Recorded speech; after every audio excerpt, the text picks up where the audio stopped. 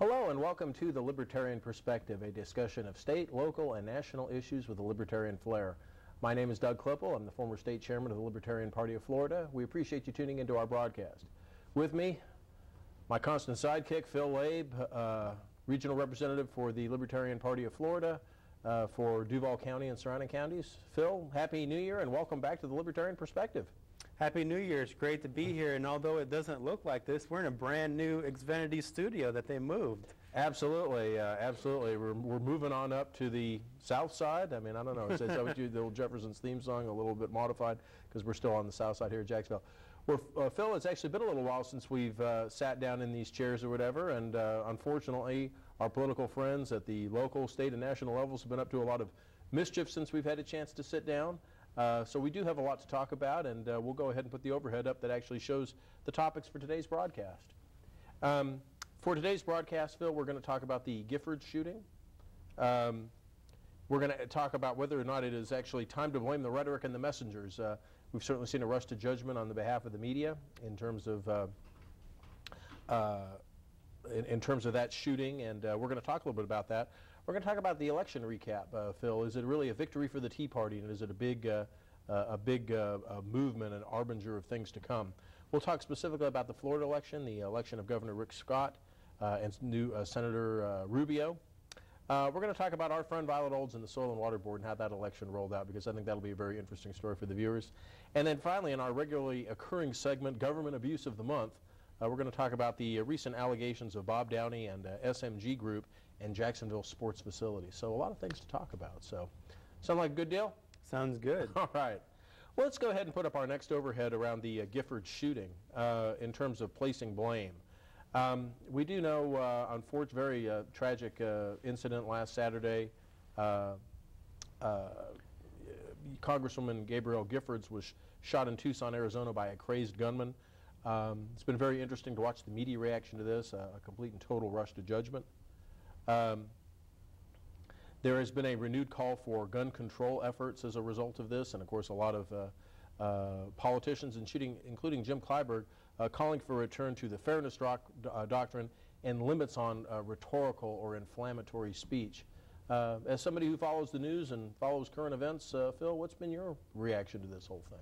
I have to say, with this one, I actually kind of caught a little flat-footed. On Sunday, we had our Libertarian Party of Florida face-to-face meeting, and I hadn't seen it on Saturday, so I got up to date with people because we actually did pass a resolution condemning violence within the political process. But when I was first told about it, it was like I was psychic. I said, so have they already decided to use this as an excuse to take away freedom and to blame one crazy person, blame freedom for one crazy person doing something bad?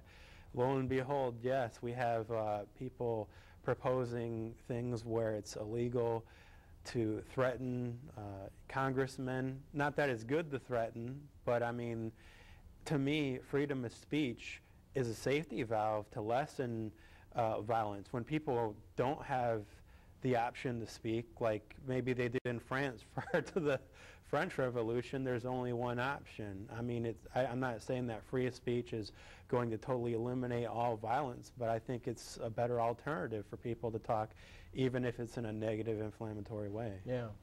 What about, Phil, all the commentators that, you know, they went to snippets from Sarah Palin's website where, you know, supposedly certain you know, House seats, certain electoral races in the November election were in the crosshairs, so to speak, and they made it appear that the website actually had a gun scope targeted on several districts around the country, and Representative Giffords' district was one of those that was targeted. And this whole concept that somehow creating an environment that has a lot of rhetoric and a lot of inflammatory language actually pushes individuals like this over the edge, and that the remedy for that is to suppress free speech for everybody. Wow, that's ridiculous. I mean, what's next? I mean, the people in government really do treat people like children. I mean, to say that someone's going to say, I mean, look at a graphic when they're discussing politics and, well, we're targeting this area because we really want to win it, and that somehow that made somebody buy a gun and go to target the person and kill them. I mean, that's such a crazy way of looking at it. I'm surprised that someone would really go there. Yeah.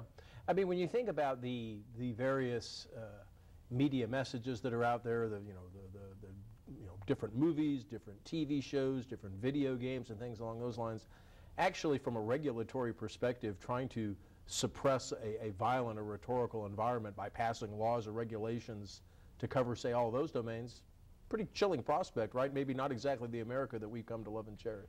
And the thing is, they're trying to pretend that they want less violence. But if you really just go a couple steps forward, they don't, because when you make whatever law against whatever speech, how do you enforce it? You enforce it with guns and violence. So they're not really being less violent. I mean, unless they're not going to come and arrest me if I violate whatever law they pass. I mean, they're being hypocritical by creating all these laws that they're going to back up with violence. Right. Now, and Phil, several European nations, as well as even our friends to the north, up in Canada, they do have restrictive laws around political speech. And I remember it actually came to the forefront last year when the columnist Ann Coulter was scheduled to speak up in Canada and was basically informed that, hey, if you come up here and say some of the things you've been writing in your column, you could very well land yourself in jail. And furthermore, there were actual demonstrations against her appearance at least one Canadian university that ended up in her canceling her appearance. So, I mean, so much for free speech, right? I mean, I've seen Ann Coulter, and sometimes she does get a bit negative, but it's really sad. I've actually seen it where I saw John Stossel the other day where they're talking about, college campuses used to be considered the free speech area, and now college campuses have free speech areas.